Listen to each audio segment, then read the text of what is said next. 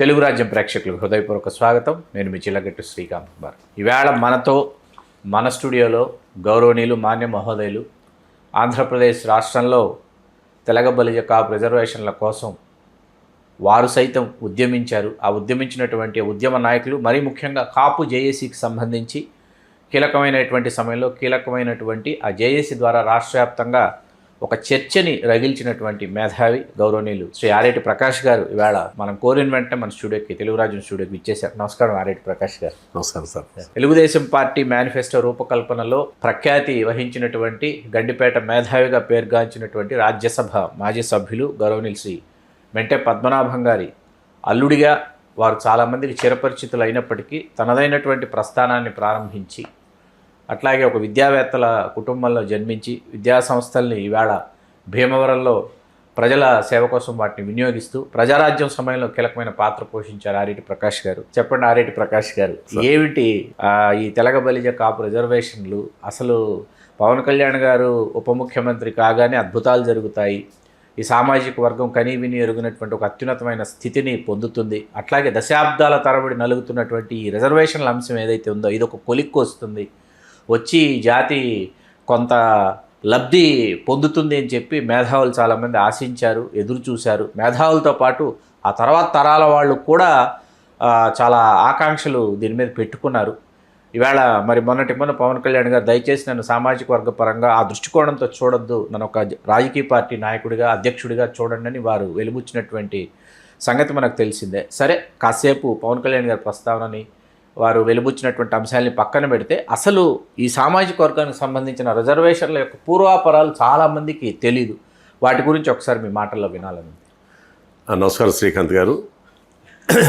నాకన్నా కూడా ఈ అంశాల మీద మీకు స్పష్టమైన అవగాహన ఉంది. ఎందుకంటే మా కాపు చరిత్రకు సంబంధించి మీరు చరిత్రకారులు, జనరల్గా సోషల్ యాక్టివిటీస్లో చాలా విషయాలు ఉంటే దాంట్లో ప్రత్యేకంగా కాపుల గురించి విశేష కృషి చేశారు కాబట్టి మేము మీకు రుణపడి ఉన్నాం. ఇప్పుడు మీరు అడిగిన దాంట్లో పవన్ కళ్యాణ్ గారిని పక్కన పెట్టండి అని చెప్పు. అసలు ఆయన ఇష్యూలో ఆయన పక్కన పెట్టదు, కలదు, సంబంధం లేదు. ఎందుకంటే ఆయన రిజర్వేషన్ ఇప్పిస్తాననే ధైర్యంతో ఎప్పుడు మాట్లాడిన దాఖలా కూడా లేదు. ఆయన టైమ్లీగా అన్నాడేమో తప్ప అది పక్కన పెడితే అలా ఆ విషయం పక్కన ఉంచుతాం. అంటే రిజర్వేషన్స్ గురించి దేశవ్యాప్తంగా సార్ మనం అంటే చాలామంది అంటే మీకు చాలా విషయాలు నాకన్నా ఎక్కువ తెలుసు, నాకు కొన్ని విషయాలు తెలుసు కాబట్టి మనతో తెలియకన్నా వీక్షకులకు చాలామందికి తెలియాలి, చాలా అంశాలు తెలియదు కాబట్టి ఒకసారి మీరు డీటెయిల్గా అడిగితే ఒకసారి వెనక్కి కూడా వెళ్దాం. నాకు కొంచెం టైం ఉంటాయి. యాక్చువల్గా భారతదేశం రిజర్వేషన్స్ అనేది మొట్టమొదటిసారిగా షాహు మహారాజ్ అని చెప్పేసి కొల్హాపూరి మహారాజా ఈ ఫస్ట్ ఆయన ఇంగ్లాండ్లో ఉండి ఇంగ్లాండ్లోంచి ఒక గెజెట్ పబ్లికేషన్ ఇచ్చాడు ఆయన 1902లో. ఛత్రపతి శివాజీ గారి మునిమనవుడు అవుతాడు. అంటే ఆ క్లైను క్యాస్ట్ వస్తే he belongs to Kurmi community. Kurmi community ఏం చెప్తామంటే సహజంగా మన ఆంధ్రప్రదేశ్లో మున్నూరు కాపులకి వాళ్ళకి దగ్గర సన్నిహిత సంబంధంలో కాపు కమ్యూనిటీగా మనం తీసుకుంటాం. దానికి సంబంధించి మన మహారాష్ట్ర మాజీ సీఎం గారు అదే జ్యోతిరావు ఆదిత్య అని చెప్పేసి ఒక ఎంపీ ఉండేవారు. ఓకే, శరద్ పవార్ మేనమామ అవుతారు. శరద్ పవార్ గారు ఈ ఆదిత్య గారికి మేనమామ అవుతారు. శరద్ పవార్ గారికి ఆయన మేనమామ అవుతారు వరుసకే. ఆయన ఆ పార్టీలో ఎంపీగా రాజ్యసభ చేశారు. అప్పుడు ఆయన చాలా మీటింగ్కి కాపు మీటింగ్కి ఆంధ్ర వస్తూ ఉండేవారు మన కామన్గా. So they also agreed that we are Kapu and Kurmi are one caste అనేది. మా Sahu Maharaju accidentally he belongs to Kurmi community, Kapu community అనుకున్నాం అనుకోండి. అంటే ఫస్ట్ టైం ఇండియన్ హిస్టరీలో రిజర్వేషన్స్ అనేది అప్పుడు స్టార్ట్ అయినాయి. దాని తర్వాత ఆయన 50% అవుట్ అండ్ అవుట్ 50% అన్ని జాబుల్లో కూడా రిజర్వేషన్స్ బ్యాక్వర్డ్ క్లాస్కి ఇచ్చాడు ఆయన. ఆ తర్వాత వచ్చేటప్పటికి 1907 or 9 మద్రాస్ గెజెట్ 4 జార్జ్ గెజెట్లో రిజర్వేషన్ సంబంధించి అప్పట్లో కొంచెం ఆర్థికమైన వెసులుబాట్లు, కొన్ని ఉద్యోగాల్లో వెసులుబాట్లు ఇచ్చేవారు. అలాగ అందులో తెలగ కాపులు కూడా 2-3 గెజెట్లు ఇవ్వడం జరిగింది 1907, 9లో కూడా. తర్వాత 1919లో మింటే మార్లే రిఫార్మ్స్ అని వచ్చినాయి. ఆ రిఫార్మ్స్ ఎక్కువగా ఈ డిప్రెస్డ్ క్యాస్టెస్ గురించి అప్పుడు అందులో అడ్రస్ చేయడం జరిగింది. ముస్లిమ్స్ కానీ దళిత్స్ కానీ అలాగే కాపులు వీళ్ళందరూ అందులో మద్రాస్ గెజెట్లో ఇంక్లూడ్ అవ్వడం జరిగింది. ఇది పక్కన పెడితే 1927లో సైమన్ కమిషన్ అని ఒకటి వచ్చింది. అది పూర్తిగా వ్యతిరేకించారు. అది సైమన్ కమిషన్ రావడానికి ప్రధాన కారణం ఏంటంటే భవిష్యత్తులో భారతదేశానికి సంబంధించిన యాక్ట్స్ అన్నింటి కూడా రిఫార్మ్స్ ఎలా చేయాలని చెప్పేసి దాన్ని ఫెసిలిటేట్ చేయడం కోసం సైమన్ అనే కమిషన్ పెట్టారు. దురదృష్టం ఏంటంటే దాంట్లో అందరూ కూడా బ్రిటిషర్సే ఉన్నారు మెంబర్స్గా. అందులో నో ఇండియన్ వాజ్ ఇంక్లూడెడ్ దాంట్లో. దానివల్ల పూర్తిగా వ్యతిరేకించారు. సైమన్ గో బ్యాక్ అని పెద్ద ఉద్యమం కూడా జరిగింది. సైమన్ గో బ్యాక్ అనేది చాలా పెద్ద ఉద్యమం జరిగింది. అది కూడా ఒక భారతదేశం స్ఫూర్తిని రచిస్తాయి. కానీ యాక్చువల్గా సైమన్ వచ్చిన ముఖ్య ఉద్దేశం ఏంటంటే కాన్స్టిట్యూషనల్ రిఫార్మ్స్ తీసుకురావడం కోసం స్టడీ చేయడానికి వచ్చాడు అతను. సో అది పక్కపోయింది. దాని తర్వాత 1930 నుంచి 32 దాకా 3 రౌండ్ టేబుల్ సమావేశాలు జరిగినాయి ఇంగ్లాండ్లో. దాంట్లో కూడా ఆల్మోస్ట్ సైమన్ కమిషన్లో ఏమైతే చెప్పారో భవిష్యత్తులో 1935 యాక్ట్కి భారత ప్రభుత్వ చట్టానికి వచ్చిన అంశాలను కూడా దాంట్లో డిస్కస్ చేయడం జరిగింది. ఆ 3 అందులో మహాత్మా గాంధీ గారు కొన్నింటికి వెళ్ళాడు, మన డాక్టర్ అంబేద్కర్ అండ్ ఆయన అన్నింటికి అపీర్ అయ్యాడు. ఆయనతో పాటు సార్ కేవీ రెడ్డి నాయుడు గారి పేరు విని ఉంటారు. Sir Kurma Venkatareddy Naidu is belongs to West Godavari Telangana community. ఆయన is the only person Madras స్టేట్లో, అంటే మద్రాస్ స్టేట్లో సీఎం గారు చాలామంది చేశారు, గవర్నర్ గారు చేశారు. ఈజ్ ద ఓన్లీ పర్సన్ ఈ acted as CM and governor of Madras state. అది మనకందరు గర్వకారణం. ఈ థరోలీ ఆనెస్ట్ మ్యాన్. ఆయన చాలా ఉదారవాదాలు ఉన్నాడు. Is advocate by basically advocate. ఆయన కూడా అందులో పాల్గొనడం, ఆయన కూడా ఈ దళితుల గురించి, ముస్లిమ్స్ గురించి, సిఖ్స్ గురించి, డిప్రెస్డ్ క్లాసెస్ గురించి కూడా వీటిలో చర్చించి వాళ్ళందరికీ న్యాయం చేయడంలో ఆయన కూడా పాత్ర తెలుసు. దాంతోపాటు కాపులు కూడా కొంత న్యాయం చేయడం ప్రయత్నం చేశారు ఆయన. ఇది ఎప్పటికీ 1932 వరకు లెక్కేసుకుంటాం. సో ఆఫ్టర్ డిపెండెన్స్ మనం లెక్కేసుకుంటే డిఫరెంట్ యాక్ట్స్లో వచ్చినాయి, కొన్ని రిజర్వేషన్స్ వచ్చినాయి మద్రాస్ స్టేట్కి సంబంధించి. కానీ 1953 దాకా మనం ఆంధ్రప్రదేశ్ వచ్చేసరికి మద్రాస్ స్టేట్లో ఉండేది మనది. అలాగే మున్నూరు కాపులు వచ్చేసరికి నిజాం స్టేట్లో ఉండేది. సో 1953లో ఆంధ్ర స్టేట్ ఏర్పడినప్పుడు, ఆంధ్రప్రదేశ్ మన పొట్టి శ్రీరామ్ గారు బలిదానంతో ఆంధ్రప్రదేశ్ ఏర్పడిన తర్వాత ఆంధ్రప్రదేశ్ స్టేట్ ఏర్పడినప్పుడు యాస్టీజ్గా మద్రాస్ స్టేట్లో ఏదైతే బ్యాక్వర్డ్ లిస్ట్ ఉన్నో ఆ లిస్ట్ అంటే యాస్టీజ్గా ఇక్కడ అడాప్ట్ చేసుకోవడం జరిగింది. అలా అడాప్ట్ చేసుకున్నప్పుడు అందులో తెలగా బలిజావు అంటారు, అందరూ కూడా అందులో ఉన్నారు యాక్చువల్గా. అయితే 1956 ఆంధ్రప్రదేశ్, విశాల ఆంధ్రప్రదేశ్ ఏర్పడినప్పుడు తెలంగాణ అండ్ ఆంధ్ర మెర్జ్ అయిపోయి ఒక స్టేట్కి ఏర్పడినప్పుడు సంజీవ్ రెడ్డి గారు ఫస్ట్ టైం సీఎం అయినప్పుడు అది ఎలా జరిగిందో ఆయన విల్ఫుల్గా చేసి ఉంటాడని మనం పూర్తిగా బలి చేయాల్సిన అవసరం ఉంది. ఎందుకంటే కాపుల్లో మున్నూరు కాపుల నుంచి, తూర్పు కాపుల నుంచి, బలిజీలో 1-2 సెక్టర్, బలిజీలో చిన్న చిన్న స్మాల్ సెక్ట్స్ నుంచి మిగిలిన కాపుల్ని అందరినీ కాపు తెలగా బలిజా అంటారని ఆ లిస్ట్ నుంచి తొలగించడం జరిగింది. అది చాలా దురదృష్టం. కాపు జాతికి సంబంధించిన ఓవరాల్గా ఒక పెద్ద కమ్యూనిటీగా ఉన్న ఆంధ్రప్రదేశ్లో పెద్ద కమ్యూనిటీగా ఉంటూ ఆర్థిక, రాజకీయ, విద్యాపరంగా అప్పటికే వెనకబడతనంతో వచ్చేసిన కాపులకు సంబంధించి చాలా సెట్ బ్యాక్ జరిగింది. అప్పుడు 1956 తర్వాత అప్పుడు ఇంత అవేర్నెస్ కూడా లేని కారణంగా చేయకపోయినా అప్పటి నుంచి కూడా అడుగుతూ వస్తే 1960లో 61లో దామోదరం సంజయ్ గారు, ఆయన దళితులని చెప్పడం కూడా కాదు, is very great man, great person, చాలా వాల్యూస్ ఉన్న మనిషి, గ్రేట్ విమెన్, ఎడ్యుకేటెడ్ మనిషి, తర్వాత విశాల భావంలో ఉన్న మనిషి, ఆంధ్రప్రదేశ్ యొక్క భౌగోళిక సోషల్ యాక్టివిటీస్ పూర్తి అవగాహన ఉన్న మనిషి. ఆయన సీఎం అయినప్పుడు ఆయన 3250 జీవో అని చెప్పి 1961లో ఇచ్చారు. దాంట్లో ఈ ఇంక్లూడెడ్ కాపుస్. ఆయన అన్న మాట ఏంటంటే గోచీలు కూడా లేని కాపులకి ఓసీలు ఏంటి అంటే మన ఆంధ్ర అనుకోవడానికి, అంటే ఇంత వెనకబడి ఉన్న కాపుల్ని ఓసీలుగా పెట్టడం ఏంటి, వాళ్ళని బీసీలుగా పెట్టడం. 1961లో ఈ included Kapus into BC list as per GOMS number 3250 of 1961. అది 66 దాకా కంటిన్యూ అయినాయి. దురదృష్టం ఏంటంటే 66లో కాసు బ్రహ్మానంద రెడ్డి గారు ఉండగా ఆయన సీఎంగా మళ్ళీ ఏమో తొలగించబడ్డాయి.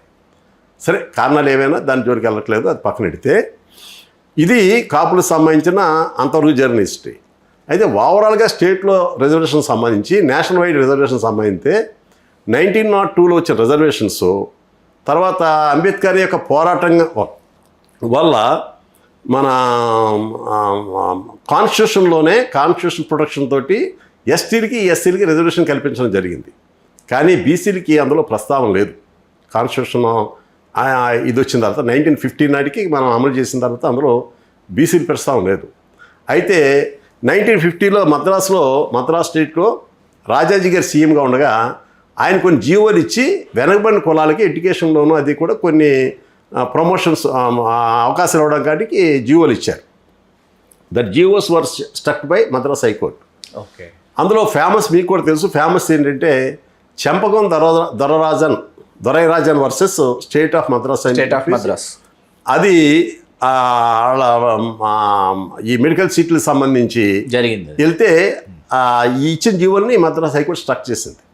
స్ట్రక్ చేసిన తర్వాత ఇది అప్పీల్కి వెళ్తే అప్పీల్ సుప్రీంకోర్టు కూడా మద్రాస్ హైకోర్టు యొక్క దీన్ని అప్హోల్డ్ చేస్తే రిజర్వేషన్ ఇవ్వడం కుదరదు. ఇలాగా వితౌట్ ఎనీ డేషను 15 ఆర్టికల్ 15 కానీ 16 కానీ దీనికి అప్లై కాదు కాబట్టి ఎవడో కుదరదని చెప్పేసి అవును. అప్పుడు దెన్ మీకు బాగా తెలుసు Periyar Ramaswamy Naicker garu founder of self respect movement, ఆత్మగౌరవ మూమెంట్కి భారతదేశంలో ఈజ్ ద ఫౌండర్. అలాగే ద్రవిడ మూమెంట్కి ఈజ్ ద ఫౌండర్. ఈ డిఎంకే పార్టీ ఏర్పడ్డానికి ఈజ్ ద ఫౌండర్. అన్నాదురైకి డైరెక్ట్ గురువు. రామచంద్రన్ అలా కరుణానిధికి ఎంజి రామచంద్రన్ గురువు. ఆయన దీన్ని పెద్ద ఎత్తున ఉద్యమం చేసి మద్రాసులో చేస్తే ఈ ఉద్యమం ఫలితంగా ఫస్ట్ అమెండ్మెంట్ మన constitution amendment of India first amendment అది జరిగింది 1951లో. ఆ అమెండ్మెంట్లో 2-3 అంశాలు. ఒకటి ల్యాండ్ రిఫార్మ్స్ గురించి ఒకటి ఉంది, అలాగే ఇంకో అంశం ఏదో ఉంది. మూడోది మెయిన్ అంశం ఏంటంటే బీసీలకి అదే వెనకబడిన వర్గాలకు సంబంధించి రిజర్వేషన్ సంబంధించి గవర్నమెంట్ ఆఫ్ ఇండియా ఒక నిర్ణయం తీసుకోవడానికి అది ఫెసిలిటేట్ చేసింది. ఎలా చేసిందంటే ఆర్టికల్ 15(1-3) ఉండి ఆ 1-3 ఏంటంటే నో డిస్క్రిమినేషన్, అంటే వివక్షత భారత పౌరుల యందు ప్రభుత్వం కానీ భారత పౌరులు ఎవరు కూడా ఒకరి మీద ఒకరి వివక్షత చూపకూడదని డిస్క్రిమినేషన్ ఆఫ్ దాని రైట్కి అది సంబంధించి దాంట్లో ఆర్టికల్ 15(4) అని యాడ్ చేసి మొదటి రాజ్యాంగ సవరణ దాంట్లో, అలాగే 16(4) కూడా యాడ్ చేసి విద్యా వ్యవస్థలో కానీ అంటే సోషల్లీ అండ్ ఎకనామికల్లీ బ్యాక్వర్డ్గా ఉన్నవాడు కూడా అవకాశాలు కల్పించాలని దాంట్లో అమెండ్ చేయడం జరిగింది ఫస్ట్ టైం. అది పెరియార్ రామస్వామి నాయకర్ గారి యొక్క పోరాటం వల్ల వచ్చిన మొట్టమొదటిది భారతదేశంలో ఏర్పడిన రిజర్వేషన్స్కి ప్రత్యేక అది మాత్రమే. అంటే ఇవాళ భారతదేశంలో రిజర్వేషన్ అనుభవిస్తున్న ప్రతి ఒక్కరూ కూడా పెరియార్ రామస్వామి నాయకర్ గారి ఫోటోని పెట్టుకోవాలి, ఆయన ఆత్మను పెట్టుకోవాల్సిన అవసరం. అది పక్క పెట్టండి. అది అయిపోయిన తర్వాత పార్లమెంటు 3-4 సార్లు అమెండ్మెంట్ చేయడం జరిగింది. ఎలా చేసుకుంటూ వచ్చిందంటే మన ఫస్ట్ అమెండ్మెంట్ యాక్ట్ వచ్చేటప్పటికి 16(4) యాడ్ చేశారు, 15(4) యాడ్ చేశారు. అలాగే 77వ పార్లమెంట్ అమెండ్మెంటు 1995లో జరిగింది. దాంట్లో మెయిన్ ఏంటంటే ఈ 16(4)లోను ఎస్సీకి ఎస్టీలకి కూడా జాబుల్లో ప్రమోషన్ కల్పించడానికి అవకాశం కల్పిస్తూ 1995లో 77వ రాజ్యాంగ సవరణ జరిగింది. అలాగే 81వ రాజ్యాంగ సవరణ 2000లో జరిగి దాంట్లో ఎస్సీలకి ఎస్టీలకు సంబంధించి ఈ బ్యాక్లాగ్ పోస్టులు ఉంటాయి కదా, అన్ఫిల్డ్ పోస్టులు, దాంట్లో కూడా రిజర్వేషన్ జరిగింది.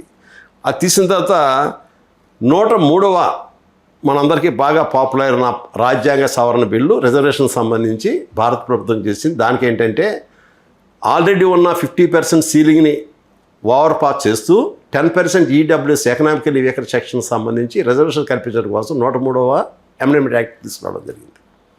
సో ఇది ఇలా ఉండగా దరిమిలా మన ఇది పార్లమెంటు ఇచ్చిన భారతదేశంలో అందరూ ఈడబ్ల్యూఎస్ అంటే ఎకనామికల్లీ వీకర్ సెక్షన్స్ కూడా అవకాశాలు కల్పించండి భారత ప్రభుత్వం, దానికి మనందరూ కృతజ్ఞతలే ఉన్నాం. అది ఒక అంశం. ఇది పక్కన పెడితే ఆంధ్రప్రదేశ్లో ఇందా నేను చెప్పినట్టుగా 1961లో దామోదర్ సంజయ్ గారి తర్వాత వచ్చిన సీఎంలు అందరూ కూడా ఆంధ్రప్రదేశ్లో రిజర్వేషన్స్ ఎలా కల్పించాలి దాని మీద ఒక ఎక్సర్సైజ్ చేయడం మొదలెట్టారు. దానికి సంబంధించి 1963లో ఒక మన ఓ జీవో ఇచ్చారండి. జీవో ఎంఎస్ నెంబరు 1986/63 అని చెప్పించి అదేం చేశారంటే ఒక ఐఏఎస్ ఆఫీసర్తో కమిటీ కింద వేసి అసలు రిజర్వేషన్స్ ఎలా ఇవ్వాలి దాని మీద మోడాలిటీస్ చేయమని చెప్పి ఇస్తే ఆ జీవో ఇచ్చారు. ఆ జీవోని కూడా ఛాలెంజ్ చేశారు హైకోర్టులో. అది Sukhdev versus government of AP అని చెప్పేసి దాన్ని ఆ ఛాలెంజ్ చేస్తే ఆ జీవోని హైకోర్టు కొట్టేసి దాని మీద ఫర్దర్ యాక్షన్కి వెళ్ళాలి. అయితే మరి గవర్నమెంట్ ఏం చేస్తుంటే జీవో నెంబర్ 301/64 అని ఒకటి ఇచ్చి ఆ పాత జీవోని స్క్రాప్ చేస్తూ కొత్తగా మనం ఈ మోడాలిటీస్ ఎలా చేయడం అని చేసుకుంటూ మళ్ళీ 1880/64 అని జీవో ఇచ్చింది. ఆ జీవో ఏంటంటే 112 కులాలని టెంటేటివ్గా అడాప్ట్ చేసుకుంటూ మనం ఈ 112 కులాలకు కూడా రిజర్వేషన్ కల్పిద్దామని జీవో ఇవ్వడం జరిగింది. ఆ జీవోని కూడా ఛాలెంజ్ చేస్తే అది Sagar versus government of AP అని చెప్పి దాంట్లో కూడా హైకోర్టులో దాన్ని స్క్రాప్ చేయడం జరిగింది. ఇలా జరుగుతుంటే దీనికి అంతా కారణం ఏంటంటే ఒక సైంటిఫిక్ మెథడ్లో దీన్ని స్టడీ చేయట్లేదు. అంటే 1880 జీవోలో క్యాస్ట్ బేస్గా తీసుకున్నారు. క్యాస్ట్ బేస్గా తీసుకుంటే చెల్లవని చెప్పి అది కొట్టేయడం జరిగింది. మళ్ళీ 1886 అంటే క్యాస్ట్తో పాటు సోషల్లీ ఎడ్యుకేషన్ బ్యాక్వర్డ్ అయినా కూడా సైంటిఫిక్ స్టడీ జరగలేదు కాబట్టి అది కొట్టేయడం జరిగింది. కాబట్టి గవర్నమెంట్ ఆఫ్ ఆంధ్రప్రదేశ్ ఏం చేసిందంటే 1968లో అనంతరామన్ కమిషన్ వేసింది. ఆయన ఆఫ్టర్ 2 years 1970లో ఒక రిపోర్ట్ ఇచ్చారు. అరౌండ్ 112-113 కులాలనే అంతకుముందు ఈ 1880 జీవోలు ఇచ్చిన కులాన్నే కలుపుకుంటూ ఆ 113 కులాన్ని కూడా 1886 ఇచ్చిన జీవోని బేస్ చేసుకుని ఇది ఇవ్వడం జరిగింది. అది 1793 జీవో నెంబరు 1793 ఆఫ్ 70 ఇచ్చి గవర్నమెంట్ అన్ని ఇంప్లిమెంట్ చేయడం ప్రయత్నం చేస్తే దాన్ని కూడా ఈఎస్వి బలరామ్ అని చెప్పి ఈ challenge in AP high court. That was stuck down by AP high court. అది అయిపోయినప్పుడు ఏం జరిగిందంటే ఇక్కడ ఒక వ్యక్తి అందులో ప్రవేశించి ఆయన పుంజాల శివశంకర్ గారిని గ్రేట్ ఎమినెంట్ అడ్వకేటు. వారు సెంట్రల్ గవర్నమెంట్లో చాలా కాలం కూడా న్యాయ సలహాదారుగా కాకుండా భిన్నమైన శాఖలతోటి వెరీ ఏబులెస్ట్ మినిస్టర్గా ప్రూవ్ చేసుకుంటూ న్యాయశాఖలో అత్యంత ఎక్కువ రిఫార్మ్ తీసుకొస్తుంది ఆయన టైంలో జరిగింది. వారు ఏం చేసిన పర్సనల్గా దాన్ని తీసుకుని ఆయన ఖర్చులతోటి ఈ స్ట్రక్చర్ చేసిన అంతకుముందు ఎవరు కూడా దాని మీద ఛాలెంజ్ చేయలేదు. గవర్నమెంట్ కూడా దాని మీద ఎప్పుడు యాక్షన్ తీసుకోవాలి. దీన్ని పర్సనల్గా తీసుకొని గవర్నమెంట్ తోటి అప్పీల్ చేయించి సుప్రీంకోర్టులో ఈయన దాంట్లో వాదించి ఆ జీవోని అప్హోల్డ్ చేయించగలిగాడు.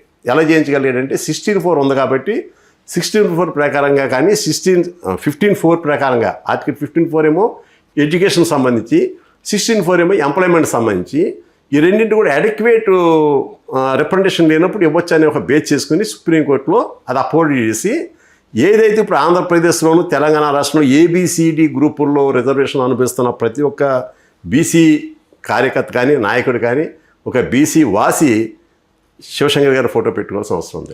కేవలం వారి కృషి వల్ల మాత్రం వర్గీకరణతో పాటు అపోహోల్డ్ చేయించారు. అంతకుముందు ఏంటి ఒకటి కాదు, శివశంకర్ గారు ఆయన ఏం దాన్ని స్టార్ట్ చేయలేదు. ఆయన ముందు చాలా చరిత్ర జరిగింది. ఆ చరిత్రలో బీసీకి న్యాయం జరగలేదు. అటువంటిది ఆయన తీసుకుని ఆయన వ్యక్తిగత టైము డబ్బు ఆయన మేధస్సు అన్నీ ఉపయోగించి ఆయన తీసుకొచ్చారు.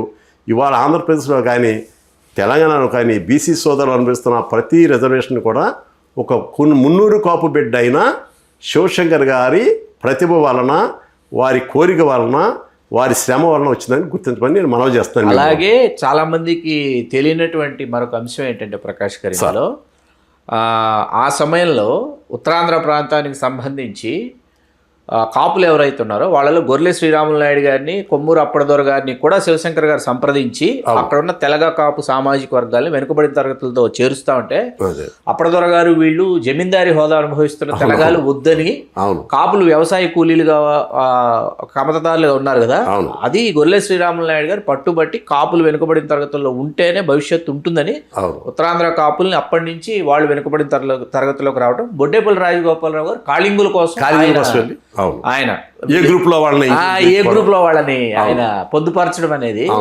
ఈవేళ మనం ఉత్తరాంధ్రకు వెళితే శ్రీకాకుళం విజయనగరం జిల్లాలో వాస్తవానికి కాపులు ఈవేళ అనుభవిస్తున్నటువంటి రాజకీయ, ఉద్యోగ, విద్య, ఉపాధికి సంబంధించినటువంటి అత్యున్నత స్థితి ఏదైతే ఉందో దాని గొర్రె శ్రీరాములు నాయుడు గారి పునాది చాలా బలమైన పునాది వేశారు. అలాగే కాళింగులు కూడా శ్రీకాకుళం వెళితే వాళ్ళు ఇవాళ బొడ్డేపల్లి రాజగోపాలరావు నిర్ణయాత్మక శక్తిగా వాళ్ళు అవతరించారు.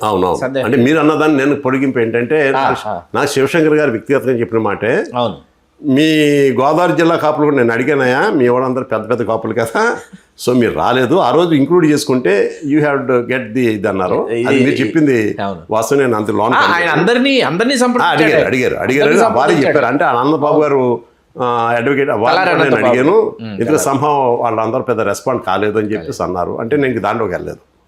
ఇది ఈ రకంగా జరిగితే నేనేమంటానంటే అనుకోకుండా దీని ముగింపు అనుకోకుండా ఏంటంటే 1902లో షాహు మహారాజ్ గారు ఇచ్చిన, 1951లో పెరియార్ రామస్వామి నాయక్ గారు భారతదేశ వ్యాప్తంగా ఇచ్చిన, లేకపోతే రేపు మొన్న 1972లో పి శివశంకర్ ద్వారా వచ్చిన, ఇవన్నీ కూడా తెలియకుండా అన్నింటికన్నా ఇంకోటి ఏంటంటే ఇంకొక ట్విస్ట్ ఏంటంటే 1994లో మీకు తెలుసు కాపు ఉద్యమం అని చెప్పి ఒక ఉధృతంగా కాపు రిజర్వేషన్ ఉద్యమం జరిగింది. దానికి సారథ్యం చాలామంది ఈస్ట్ గోదావరిలో ఉన్న చాలామంది కాపులు, రాష్ట్ర వ్యాప్తంగా చాలామంది చేసిన దాని ప్రధాన కర్త కర్మ క్రియగా ముద్రగడ పద్మనాభం గారు ఉండి ఆయన ఆమరణ దీక్ష తీసుకెళ్ళి ఒక టెన్షన్ క్రియేట్ చేస్తే అప్పుడు కోట్ల విజయభాస్కర్ రెడ్డి గారు ఆయన స్థాయిలో ఆయన కూడా కొంచెం ఆలోచన చేసి జీవో నెంబర్ 30 అని చెప్పి ఒక ఇష్యూ జరిగింది.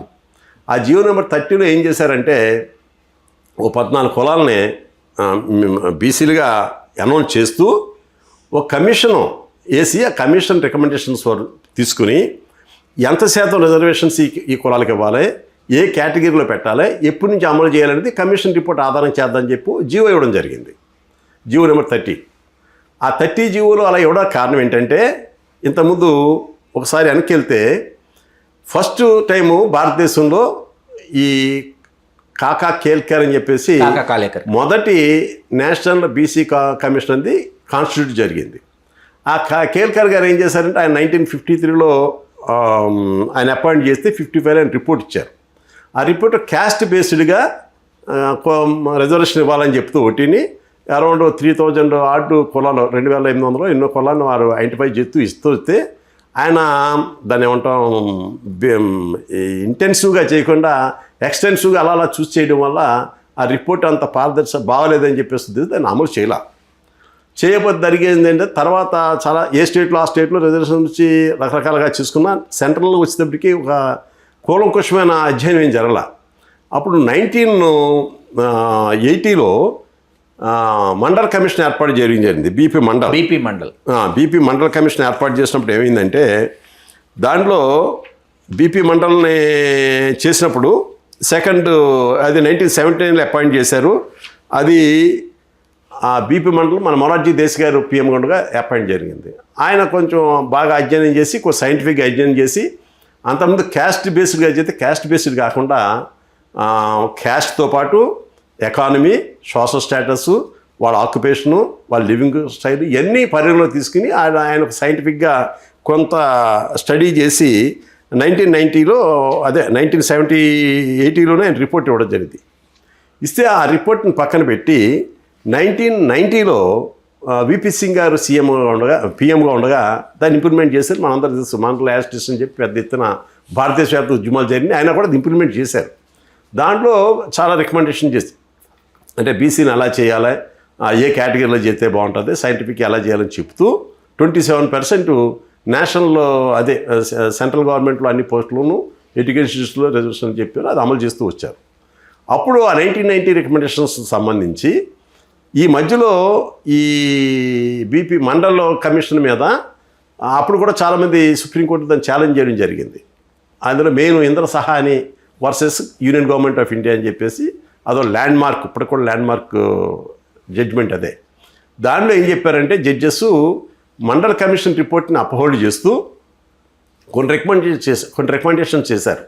ముఖ్యంగా ఏంటంటే 50% సీలింగ్ పెట్టి మండల్ కమిషన్ క్రీమీ లేయర్ కూడా మండల్ కమిషన్లో పెట్టి ఇప్పుడు కొత్తగా పెట్టింది కాదు క్రీమీ లేయర్ అనేది. అంటే అది అంత బాగా అమలు చేయట్లేదేమో. క్రీమీ లేయర్ అప్పుడు పెట్టింది. ఇలా క్రీమీ లేయరు 50% ఎక్సీడ్ చేయకుండా ఉండటం, ఇలా కొన్ని కండిషన్స్ పెట్టి దీన్ని సైంటిఫిక్గా ఎప్పుడు నిరంతరం జరగాలి. అలాగే ఎవరిని ఏ కులాన్ని బీసీలో పెట్టాలి అంటే అర్హులైన బీసీ లిస్టులో పెట్టడం, అర్హత లేని వాళ్ళని బీసీ లిస్టులో తీయడం, రెండింటి కూడా నిరంతరంగా దాని మీద స్టడీ జరుగుతుండాలని చెప్పి ఎవ్రీ 10 yearsకి దాని మీద రివ్యూలు జరుగుతుండాలని చెప్పేసి సుప్రీంకోర్టు దాంట్లో క్లియర్గా చెప్పిన కారణంగా 1993లో నేషనల్ యాక్ట్ ఒకటి చేయడం జరిగింది. బ్యాక్వర్డ్ కమిషన్ యాక్ట్ అని ఒకటి చేశారు. దాని ప్రకారం 1993లో నేషనల్లో బ్యాక్వర్డ్ కమిషన్ పర్మనెంట్ బాడీగా ఏర్పాటు చేయడం జరిగింది. దానికి ఒక చైర్మన్, మెంబర్స్ అందరూ తీసుకొస్తున్నారు. అలాగా అప్పుడు సెంట్రల్ గవర్నమెంట్ ఏం చేసి ఏ స్టేట్కి సంబంధించి ఆ స్టేట్కి యాక్ట్లు చేసుకోమని చెప్పడం వల్ల యాక్ట్ 20 of 1993 అని చెప్పేసి ఆంధ్రప్రదేశ్ కూడా విజయభాస్కర్ రెడ్డి గారి టైంలోనే అది యాక్ట్ చేయడం జరిగింది. ఇప్పుడు వాస్తవానికి ముద్రగడ పద్మనాభం గారు ఆ ఉద్యమంలోకి వచ్చారని చెప్తారు. ఎందుకంటే టైగర్ నల్లా సూర్యచంద్రరావు గారు, సలాది స్వామినాయుడు గారు, ఆకుల రామకృష్ణ గారు, వీళ్ళందరూ ఉండి చేసుకుని అంటే దానికి మీకు తెలిసిన త్రిమూర్తులు గారు కూడా అదే ఆ వేదిక మీదకి అంటే అదే యాక్చువల్గా దీనికి ఉద్యమం నేపథ్యం లెక్కేసుకుంటే అంటే అది లెంత్ అవుతుంది, దానిలోకి వెళ్ళలేదు. ఆ ఉద్యమాన్ని మనం లెక్కేసుకుంటే విషయం ఏంటంటే 1993లో విజయభాస్కర్ రెడ్డి గారు రావులపల్లిలో మీటింగ్ పెట్టారు. ఆ మీటింగ్లో నల్ల బ్యాడ్జీలు పెట్టుకుని నిరసన తెలియజేయాలని చెప్పేసి ఈ కాపు నాయకులు మీరు ఏదైతే పేరు చెప్పారో సాలద స్వామినాయుడు గారు కానీ, నల్లా సూర్యచంద్రరావు, నల్లా విష్ణు, ఆకుల రామకృష్ణ, ఈ తోట తిమ్మతులు, ఇటువంటి వాళ్ళు అందరూ కలిపి వాళ్ళు దాన్ని ఉద్యమంగా కూడా అనుకోలేదు. కానీ నిరసన తెలియజేయడానికి అక్కడ ఈ ఇంటెలిజెన్స్ వీళ్ళందరూ అదేదో గొడవ గడబెట్టి చేయడానికి కాపులందరూ, కోనసీమ కాపులందరూ జమ్ముకూడి పెద్ద అడవడి చేస్తారని చెప్పడంతో పోలీసు వారు ఏం చేస్తారంటే చాలా ఎక్కువగా యాక్ట్ చేసి వీళ్ళ రక్తాలు వచ్చేదాకా అక్కడ పెట్టి కొట్టడం జరిగింది ఆ మీటింగ్లో.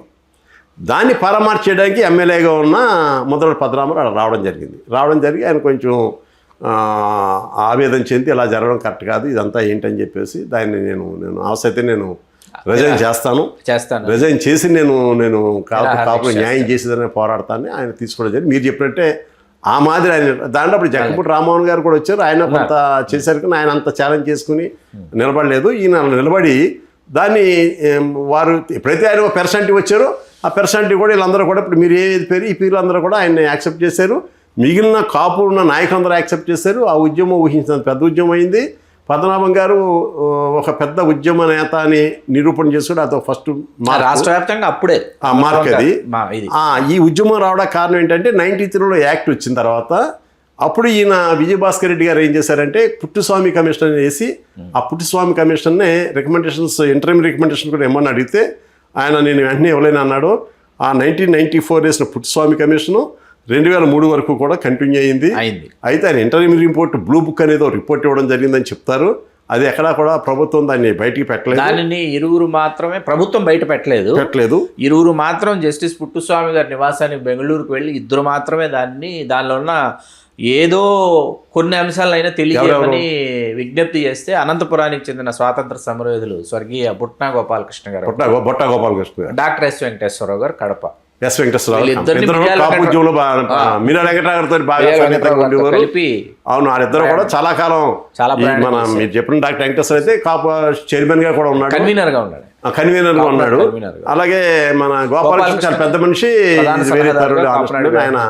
ఆయన బతుకున్నంతకాలం నిరంతరం ఏదో చేయాలి. 94 సంవత్సరాలు జీవించి జీవిత పర్యంతము పోరాడుతున్నారు. చాలా సాఫ్ట్ మ్యాన్ కూడా ఆయన మనిషి, చాలా లలితంగాను చాలా సాఫ్ట్ గా కనిపిస్తారు కానీ వెరీ స్ట్రాంగ్ మ్యాన్.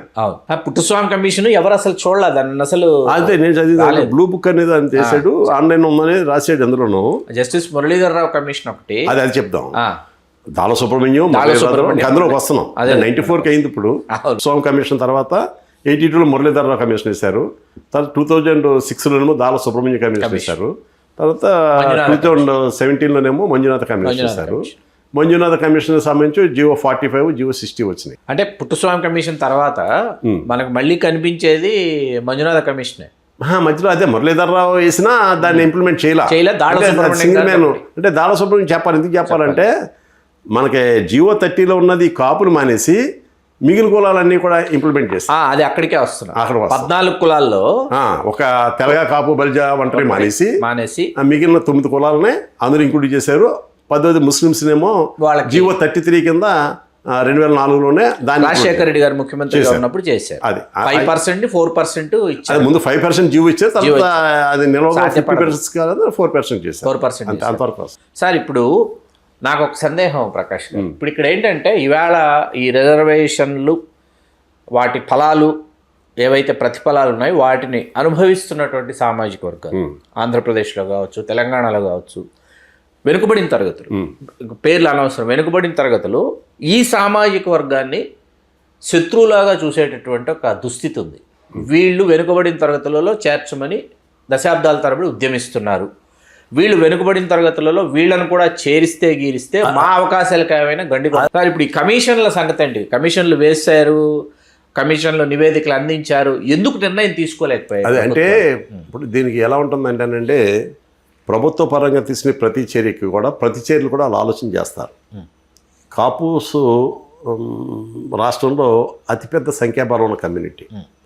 తర్వాత వాళ్ళు కొంచెం తెలియకుండానే అన్ని విషయాల్లోనూ ఎక్కువగా అత్యుత్సాహం ప్రదర్శిస్తారు, ఇన్వాల్వ్ అయ్యి మనస్తత్వం ఉన్నవాడు.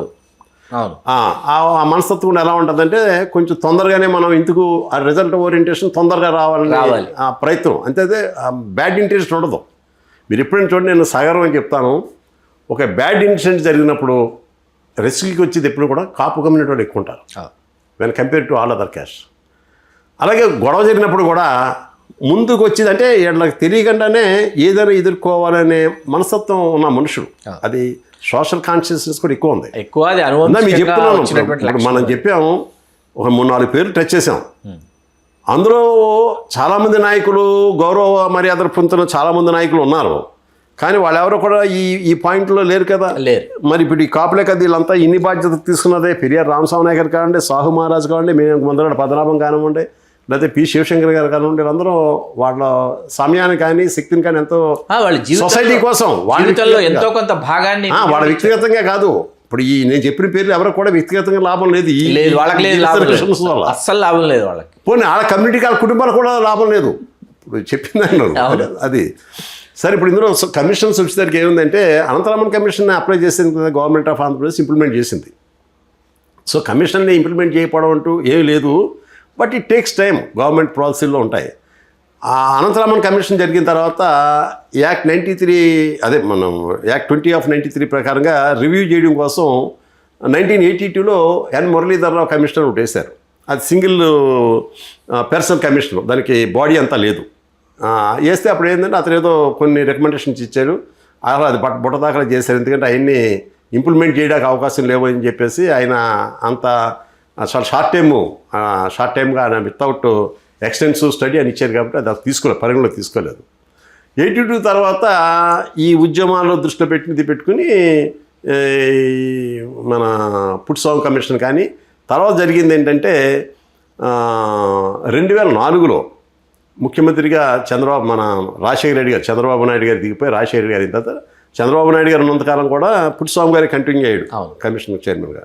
రాజశేఖర రెడ్డి రాగానే దాలవ సుబ్రహ్మణ్యం గారు అని చెప్పి జస్టిస్ దాలవ సుబ్రహ్మణ్యం గారితో కమిషన్ కాన్స్టిట్యూట్ చేయడం జరిగింది. విత్ మెంబర్స్ అంతా చేశారు. దాలవ సుబ్రహ్మణ్యం గారు 2006-07 చాలా జిల్లాల్లో కానీ లేకపోతే కొన్ని హైదరాబాద్లో మెయిన్ ప్లేసెస్లో పబ్లిక్ హీరింగ్ పెట్టి ఆయన ఒక సైంటిఫిక్గా స్టడీ చేసి కొన్ని రిపోర్ట్లు ఇవ్వడం జరిగింది. ఆ రిపోర్ట్లో సుమారుగా 7-8 కులాలని ఏదైతే ఇందులో గమ్మత్తు మనం చెప్పుకోదగ్గ అంశం ఏంటంటే 30 జీవో ఏదైతే ఉందో 1994 30 జీవో ఉందో ఆ జీవోలో కులాలనే మాత్రమే ఆయన స్టడీ చేసి కాపు తెలుగు బలిజా ఉంటారు పక్కన పెట్టి, మళ్ళీ మిగిలిన కులాల్లో చాలా కులాలనే ఆయన రికమెండ్ చేస్తూ ఆ జీవోని బేస్ చేసుకుని మళ్ళీ మీరు ఆ రికమెండేషన్ చదివితే అర్థమవుతుంది. జీవో 30లో ఉన్న కులాన్ని ఎత్తుకుని ఆయన రాశారంటే జీవో 30ని ప్రభుత్వం పరిగణలో తీసుకున్నట్టే కదా. మరి పరిగణలో తీసుకుంటే కాపు తెలుగు బలిజలు కూడా అప్పటికి ఇచ్చి ఉండాలి కదా. దురదృష్టం అది ఏంటంటే పెద్ద కమ్యూనిటీ అవడం వల్ల ఇవన్నీ ఇంప్లికేషన్స్ ఎక్కువ ఆలోచించేస్తే స్టడీగా జరిగేది ఊహించుకుని ఏదో జరిగిపోద్దని ఊహించుకుని చేసిన వల్ల కాపుల నష్టం జరుగుతుంది స్టేట్ వైడ్. ఆ దాల సుబ్రహ్మణ్యంలో ఈ 30 జీవోల్లో చాలా కులాన్ని ఆయన టైంలో జీవోల రూపంలోనే రాజశేఖర రెడ్డి గారి హయాంలో కానివ్వండి, కిరణ్ కుమార్ రెడ్డి గారి హయాంలో కానివ్వండి, మన రోసయ్య గారి హయాంలో కానివ్వండి, ఇవన్నీ కూడా అమలు చేస్తూ ఆల్మోస్ట్ అన్ని కులాలను తీసుకున్నారు. ఇందులో ఒక టిక్లింగ్ పాయింట్ ఏంటంటే అంటే ముస్లిమ్స్ అర్హులా కాదని నేను కామెంట్ అర్హులై గ్యారంటీగా రిజర్వేషన్స్కి అనుకోండి. రాజశేఖర గారు వాళ్ళు ఎప్పుడూ అడిగిందే లేదు, పెద్ద ఉద్యమం చేసిందే లేదు. 2004లో జియో నెంబర్ 33 అని చెప్పేసి 2004 ఆయన సీఎం అవ్వగానే ముస్లింకి సంబంధించి 5% రిజర్వేషన్ ఇస్తూ ఈ కేటగిరీగా అప్పుడు పెద్ద స్టడీ లేదు, సైంటిఫిక్ స్టడీ లేదు, లేదా దాని మీద ఏమీ ఇది లేదు. 5% రిజర్వేషన్ ముస్లిమ్స్కి, అన్ని కమ్యూనిటీ ముస్లిమ్స్ కూడా వాళ్ళకి రిజర్వేషన్స్ క్రియేట్ చేయడం జరిగింది. అది జియో నెంబర్ 33 ఇది. ఇప్పుడు మనం అక్కడ దాన్ని బేస్గా చూసుకున్నట్టయితే కనుక మళ్ళీ 5% అయితే 50% సీలింగ్ దాటిపోతుంది. అప్పటికి ఆల్రెడీ 46% ఆంధ్రప్రదేశ్ రిజర్వేషన్స్ ఉన్నాయి వివిధ గ్రూపులకి. అది ఎస్సీ ఎస్టీ బీసీలకి ఉంటే ఈ 5% 51 అవుతుంది కాబట్టి 1% తగ్గించి 4%. ఇప్పుడు దాన్ని ఛాలెంజ్ చేశారు, హైకోర్టులో ఛాలెంజ్ చేస్తే వ్యతిరేకంగా వస్తే సుప్రీంకోర్టుకి ఛాలెంజ్ చేసి గవర్నమెంట్ చేసి ఇప్పుడు స్టే మీద still Muslims are getting 5% reservation జరుగుతున్నాయి. సో కమిషన్స్ ఇచ్చిన రిపోర్ట్ని పూర్తిగా ఇంప్లిమెంట్ చేయకపోవడం అనేది లేదు. ప్రభుత్వం చేసినప్పుడు కోర్టు ఎంతసేపు ఏం చెబుతుందో అది చట్టపరంగా చేశారు లేదా లీగల్ వ్యాలిటీ ఉందో లేదు చూసి దాంట్లో ఎమోషన్ని కోర్టు తీసుకోదు కాబట్టి అలా జరుగుతూ వచ్చినాయి. ఇప్పుడు ఇక్కడ చూసుకుంటే అది అయిపోయిన తర్వాత ఈ మళ్ళీ అగైన్ 2015-16లో ముద్రగడ పద్మనాభం గారు మళ్ళీ ఉద్యమం కాపు గర్జనను పెట్టుకుని 31/1 2016లో తునిలో పెద్ద మీటింగ్ పెట్టడం, అదంతా పెద్ద ఇది జరిగి అది మరి సెన్సేషనల్గా ఉద్యమం స్టార్ట్ అయిన తర్వాత గవర్నమెంట్ ఆఫ్ ఆంధ్రప్రదేశ్ మరి చంద్రబాబు నాయుడు గారి నాయకత్వంలో దీని మీద మళ్ళీ ఆలోచన చేయాల్సిన అవసరం ఏర్పడి మంజునాథ కమిషన్ అని చెప్పేసి ఒక కమిషన్ వేశారు. దాంట్లో 3 మెంబర్స్ మంజునాథ చైర్మన్గా పెట్టి వేశారు. అది 2016లో వేశారు. 16లో వేసినప్పుడు ఏమైందంటే దానికి కూడా ఫలితం ఏంటంటే ఆ ఉద్యమం ఫలితమే గ్యారంటీగా. ఆ ఉద్యమం నా వ్యక్తిగతంగా నా కాంట్రిబ్యూషన్ ఏంటంటే పద్మనాభం గారిని ఉద్యమంలో మోటివేట్ చేయడంలో, ఉద్యమంలో రావడానికి ఒక ప్రధాన కారకుడు నేను ప్రధాన కారణం. ఆల్మోస్ట్ ఒక 15-20 సార్లు పద్మనాభం గారి దగ్గరికి వెళ్ళి నేను పర్సనల్గా కిర్లంపూడి వెళ్ళి వారితో అనేక సార్లు కూర్చుని గంటల మాట్లాడి వేసి వారిని కన్విన్స్ చేసి ఈ ఉద్యమం మీ వల్ల అవుద్దంటే మనం మళ్ళీ కాపులకు న్యాయం చేసినట్టు అవుద్ది, తప్పనిసరిగా మనం సక్సెస్ అవుతాం, మీ వల్ల సక్సెస్ అవుద్ది. చంద్రబాబు నాయుడు గారు రాగానే మనం లేని కోరిక కోరట్లేదు, ఇది చాలాసార్లు జరిగింది, 30 జీవో మీ ద్వారా వచ్చింది కానీ అది ఇంప్రూవ్మెంట్ కాలేదు, కారణాలు ఏమైనాను మళ్ళీ మీరు దాన్ని వదిలేశారని చెప్పేసి మనోడు కూడా చాలామంది ఫీల్ అవ్వడం జరిగింది. ఇప్పుడు చంద్రబాబు నాయుడు గారు నేను రాగానే కాపులకు సంబంధించి ఇది కాంగ్రెస్ మేనిఫెస్టోలో కూడా పెట్టింది. 2004లో కాంగ్రెస్ మేనిఫెస్టో పెట్టింది, 2009లో పెట్టింది, అది ఇంప్రూవ్మెంట్ చేయలేదు. ఇలాగే నడిచి వెళ్ళిపోతుంది కాబట్టి మనం చేస్తే బాగుంటుంది, మీ నాయకత్వం జరుగుతుంది. I motivated him, I convinced him. దాంట్లో నేను సగర్వంగా చెప్పుకోను, నా పాత్ర చాలా ఎక్కువ ఉంది. రెండో ఉద్యమం రావడంలో, మొదటి ఉద్యమం మీరు ఇందాక చెప్పిన పేర్లు ఎలా అయితే ఉన్నారో, రెండో ఉద్యమంలో నేను ప్రధాన పాత్ర పోషించారు. చివరి దాకా కూడా ఉన్నారు, కొనసాగించారు. దానికి సంబంధించి రియల్గా నేను ఒక మాట మాత్రం సగర్వం చెప్పగలను. Padmanabham is great agitator.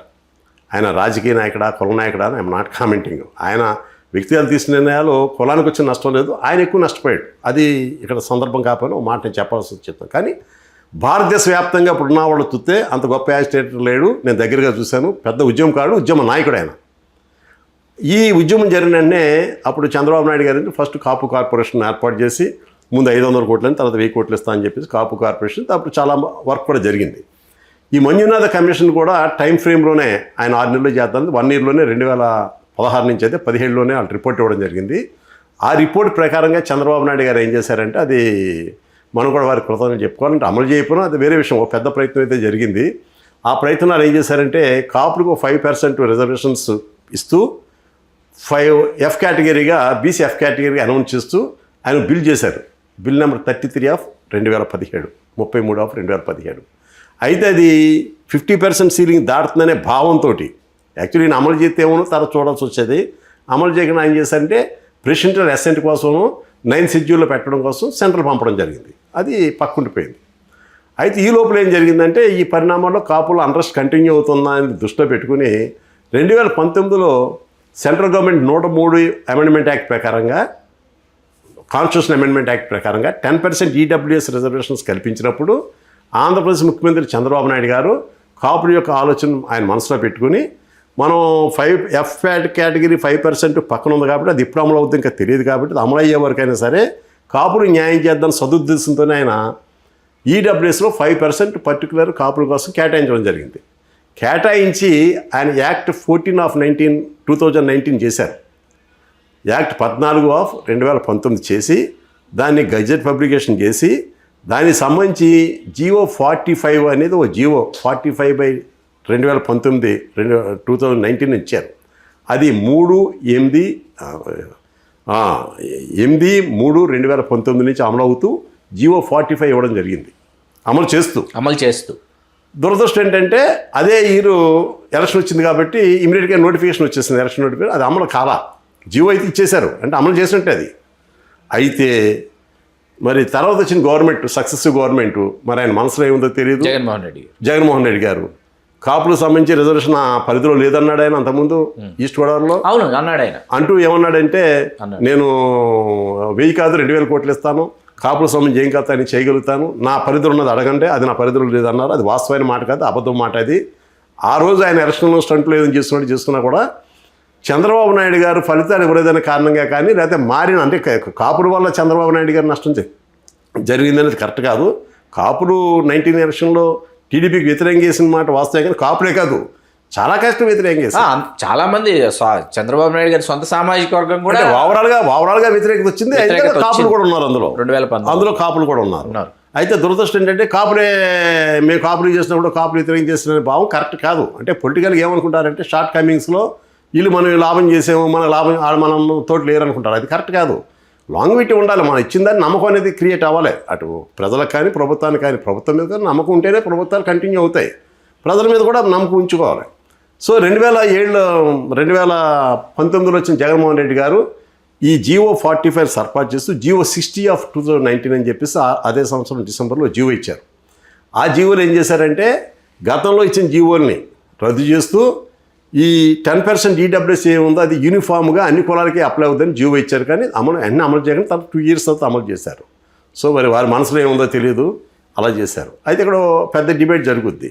ఇప్పుడు మీరు అన్న దానిలో ఈ కాపులు ఇంతమంది చేసినప్పుడు ఈ కాపుల రిజర్వేషన్ ఎందుకు డిలే అవుతుందని మీరు క్వశ్చన్ చేశారు. దానికి ఏమంటానంటే నేను overall Kapu community is the single largest community Andhra Pradesh. ప్రతి ఒక్కళ్ళ అభద్రత ఎలా ఉంటుందంటే ఎంత వీక్ పర్సన్ సరే మంది ఎక్కువ ఉన్నప్పుడు తెలియకుండా నువ్వు భయం ఉంటుంది. ఏమో వీళ్ళందరూ ఇది చేస్తే ఏంటనేది. అలాగే ఇందాక చాలాసార్లు రిపీట్ చేస్తూ చెప్తూ వచ్చాం. ఈ భారతదేశంలో, ఈ ఆంధ్రప్రదేశ్లో, ఈ తెలంగాణలో ఈ రిజర్వేషన్ ఆ రోజు నుంచి ఈ రోజు దాకా రిజర్వేషన్ అనిపించడానికి ప్రధాన కారకులు ఎవరంటే కాపులే. అదే వీళ్ళు ఎందుకు ఈ సామాజిక శత్రువుగా చూస్తున్నారు. దురదృష్టం ఏంటంటే ఆధిపత్య కులాలు వేరు, అగ్ర కులాలు వేరు, రెండు వేరు. ఆధిపత్య కులాల యొక్క బలం తెలియక, ఆధిపత్యం అంటే financial support, political support main రెండు. అదే మ్యాన్ పవర్ అనేది కింద కులాలు ఎక్కువ ఉంది. అవును. ఇప్పుడు ఎస్సీలు చాలా సంఖ్యాపరంగా చాలా ఎక్కువ ఉన్నారు, కాపులు సంఖ్యాపరంగా చాలా ఎక్కువ ఉన్నారు. కానీ ఈ కులాలో ఆధిపత్యం తీసుకోపోవడానికి ఏంటంటే మ్యాన్ పవర్ పనిచేయదు.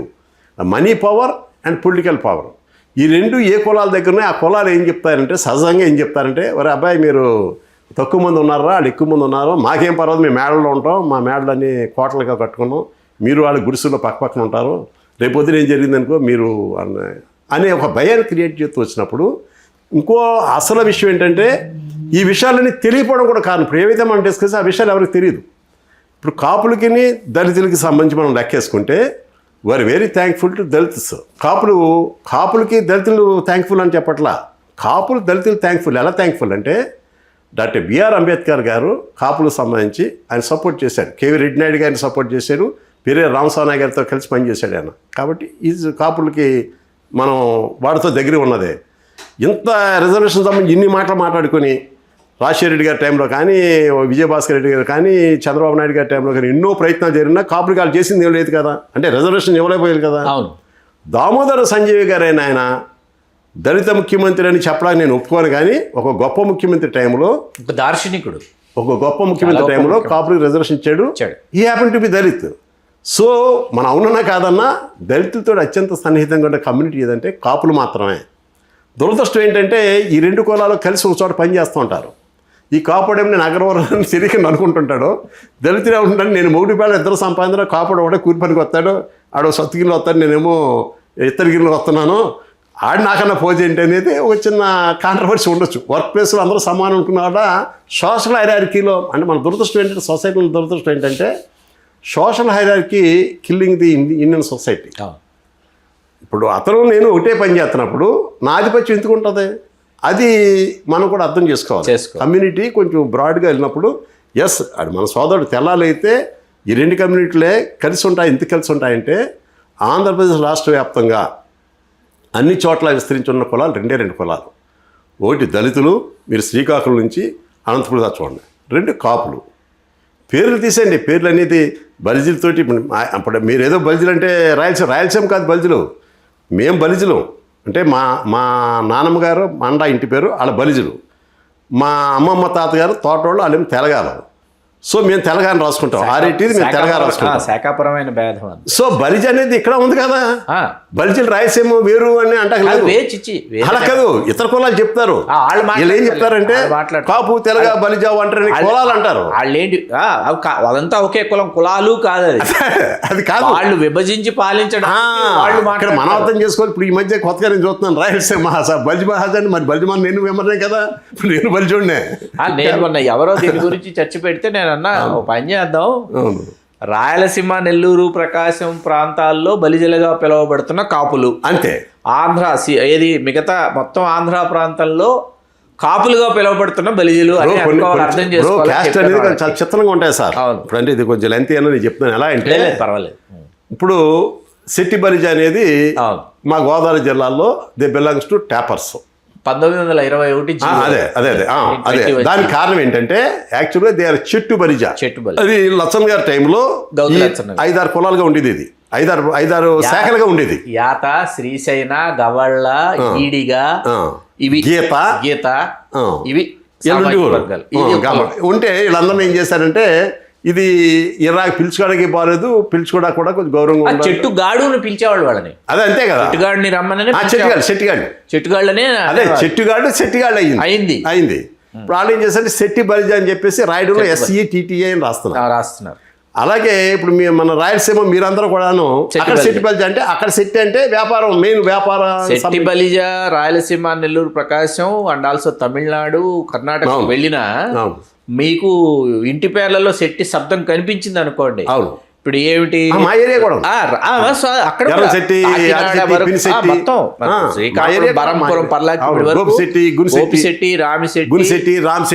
తిరుమల శెట్టి ఇవన్నీ ప్రపంచ దేశాలలో ఏదో ఒక దేశంతో వ్యాపారం చేసిన కుటుంబం. ఆ శెట్టి బలిజ అనేది వ్యాపారం ఓసి. బట్ గమ్మత్ ఏంటంటే రాయలసీమ రెడ్డి అనేది క్యాస్ట్ లేదు, రాయలసీమ రెడ్డి కాపని రాసుకుంటారు title. Reddy Naidu, Chowdary, Sastry, Sharma, Raju they are titles, they are not caste. కానీ క్యాస్ట్గా ఇంప్లిమెంట్ చేసుకుంటే యాదవ్, గౌడ్ ఆల్సో. ఇప్పుడు మనం చెప్పాలంటే సగర్వంగా చెప్పాలంటే మనం రెడ్డిస్కి ఆశ్రయించినట్టు లెక్క. ఇప్పుడు కాపు అని they are clearly writing as Kapu. Kapu అయితే కాపు రెడ్డి అని రాసుకోండి. పంట 16 వర్గాలని అదే రెడ్లలో రకాలు, వడ్లలో రకాలు ఎంచడం కష్టం అంటారు. సామెత మాకు ఏది మొరుసు కాపు, మోటాటి కాపు, పంట కాపు, పాకనాటి కాపు, కొడితి కాపు, ఇవన్నీ రెడ్డి టైటిల్ ఉన్న వాళ్ళ శాఖలు. ఇవన్నీ శాఖలు. ఇప్పుడు ఇక్కడికి దురదృష్టం ఏంటంటే అక్కడేమో బలిజీలు వేరుగా చూస్తారు, రెడ్లు కాపులేమో మీరు రెడ్లు అనుకుంటారు. ఆడిది ఏడు వస్తారు శెట్టి బలిజీలు వచ్చేసరికి ఆ శెట్టి బలిజీలు మేము వేరు, మన BC రిజర్వేషన్ అంటారు. సో ఇప్పుడు మామూలుగా లెక్కత నేను ఏమంటానంటే ఇప్పుడు suppose you migrated from Madanapalle to Bevaram అనుకోండి, నేను శెట్టి బలిజ రాసి యూ కెన్ గెట్ BCPకి బీ సర్టిఫికేట్ అంటారు. అక్కడ తీసుకోవచ్చు కదా అంటాను. తీసుకోం కదా, అక్కడ దేనికి రిలేట్, ఏ క్లాన్కి రిలేట్ అవుతున్నావు అని కదా చూస్తారు అక్కడ. నేనేమంటా అంటే సార్ ఇప్పుడు ఇందులో కొంచెం బ్రాడ్గా ఆలోచిస్తే క్యాస్ట్ హైరార్కీ అనేది ఇండియన్ సొసైటీలో అబ్స్టాకిల్ ఫర్ ది.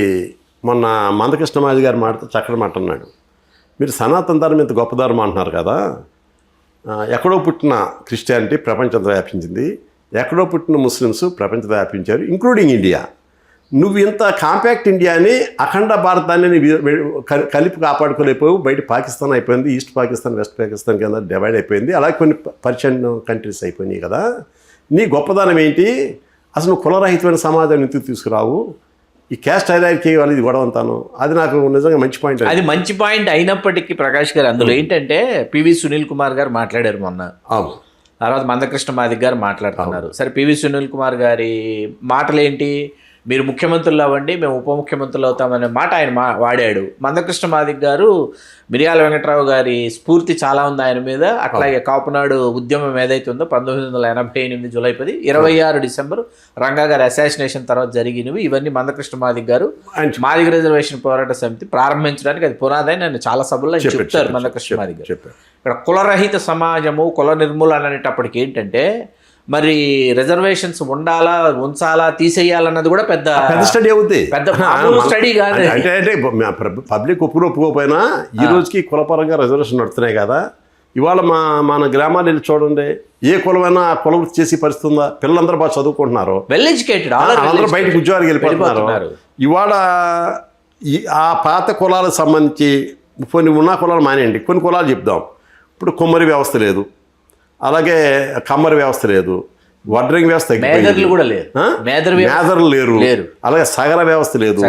ఇవన్నీ ఉప్పరంటే సగర అలా లెక్కేసుకుంటే అలాగే పోయినాయి. సో రిజర్వేషన్ అనేది బ్యాక్వర్డ్నెస్ వల్ల ఇవ్వడం ఇబ్బంది లేదు. కానీ ఇప్పుడు ఇవాళ మా ఊళ్ళో చెప్తున్నాను, బట్టలు ఉతికించుకోవాలంటే they are coming to town.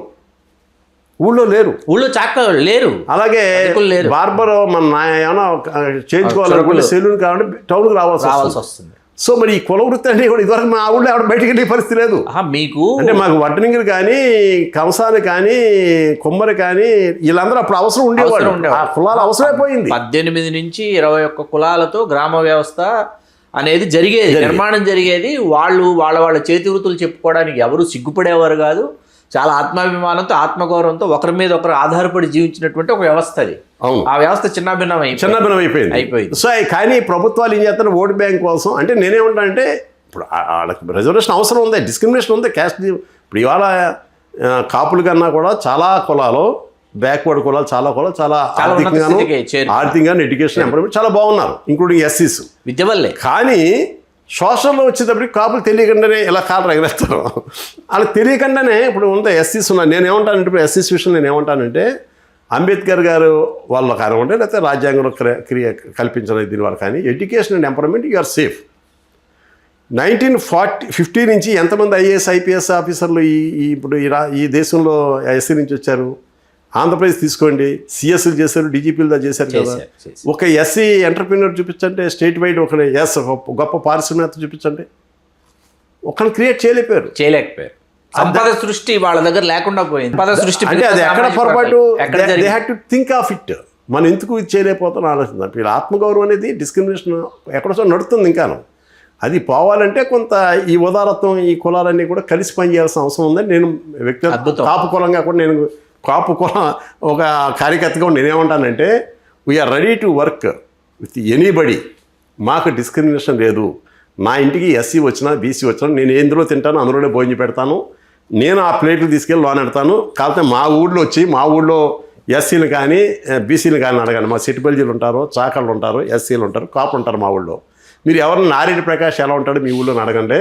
నా ఇంటికి ఎవరైనా భోజనానికి వచ్చినా నేను టీచినా వాళ్ళు ఎదురున్నా నా టీ గ్లాస్ కప్ తీసుకెళ్ళి లోన పట్టుకెళ్తాను. I to you wash also. So మాకు ఆ డిస్క్రిమినేషన్ లేదు. కలిసి పనిచేయడానికి మేము ఎప్పుడు రెడీగా ఉన్నాం. అలాగే ఇందాక ఒక మాట చెప్పాను, సొసైటీలో ఏ అండూ థింగ్ తిన్నా ముందు స్పందించింది కాపులో. ఒక యాక్సిడెంట్ జరిగిందంటే మిగిలిన పక్క నుంచి చూస్తారు కానీ కాపు డైరీ పట్టుకుంటాడు. అది నేను గ్రేట్గా ఫీల్ అవుతాను.